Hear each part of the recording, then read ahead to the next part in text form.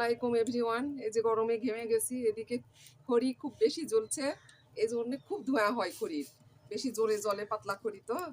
আর এই যে এখানে আলু, ডাল, একটু চাল বেটে এটা হচ্ছে একটু সুন্দর করে ডোসা পিঠা বানাবো। এটা একটু মুড়মুড় করে খেতে, দুপুরে ভাত হওয়ার আগে খেতে ভালোই লাগে।